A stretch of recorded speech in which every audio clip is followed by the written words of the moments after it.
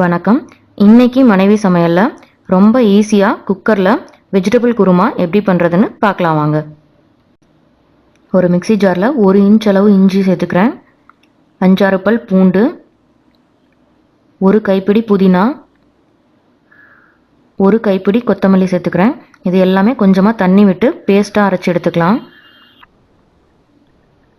இப்போ ஒரு குக்கரில் 4 டேபிள் ஸ்பூன் அளவு எண்ணெய் சேர்த்துக்கிறேன். இது கூட 3 கிராம்பு, 1 துண்டு பட்டை, 1/2 டீஸ்பூன் சோம்பு, 2 பச்சை மிளகாய், கொஞ்சமாக கருவேப்பிலையில் சேர்த்துக்கலாம். இது கூட ஒரு பெரிய வெங்காயம் பொடியாக கட் பண்ணது சேர்த்துக்கிறேன். வெங்காயம் நல்லா வதக்கி விட்டுக்கோங்க. வெங்காயம் வதங்கினதும் நம்ம அரைச்சி வச்சுருக்க பேஸ்ட்டை சேர்த்துக்கலாம். இந்த பேஸ்ட் பச்சை வாசனை போகிற வரைக்கும் நல்லா கலந்து விடுங்க. நல்லா வதக்கி விட்டுக்கோங்க.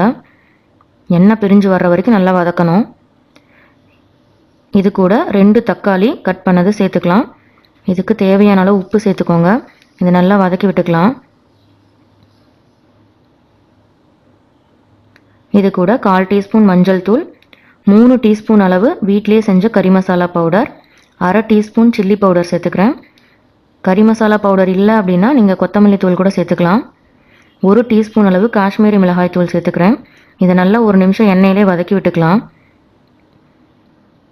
இது கூட 1/2 கப் அளவு பச்சை பட்டாணி, 1 கப் கட் பண்ண கேரட், 1 கப் உருளைக்கிழங்கு, 1/2 கப் வேக வச்ச ஸ்வீட் கார்ன் சேர்த்துக்கிறேன்.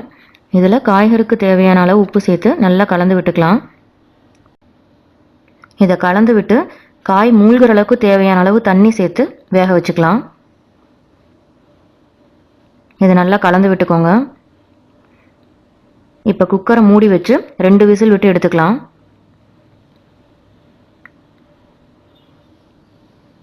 இப்போ 2 விசில் வந்துருச்சு. இப்போ பாருங்கள், காயெல்லாம் நல்லா வெந்துருச்சு. இது கூட 1 கைப்பிடி அளவு தேங்காய் கொஞ்சமாக தண்ணி விட்டு பேஸ்ட்டாக அரைச்சி வச்சுருக்கேன், அதை சேர்த்துக்கலாம்.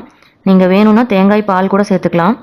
இது சேர்த்துட்டு 4லேருந்து 5 நிமிஷம் வரைக்கும் நல்லா கொதிக்க விட்டுக்கோங்க. உங்களுக்கு கிரேவி எந்த அளவுக்கு வேணுமோ அதுக்கு தகுந்த மாதிரி தண்ணி சேர்த்து கலந்து விட்டுக்கோங்க. இதில் கொத்தமல்லி புதினாவோட ஃப்ளேவர் ரொம்ப சூப்பராக இருக்கும். இப்போ நல்லா கொதிச்சிட்ருக்கு கிரேவி. இது தோசை, சப்பாத்தி, பூரி, இது எதுக்கு வேணாலும் நல்ல காம்பினேஷனாக இருக்கும். இப்போ கிரேவி ரெடி ஆகிடுச்சு. இது மேலே கொஞ்சமாக கொத்தமல்லி இலை தூவிக்கலாம்.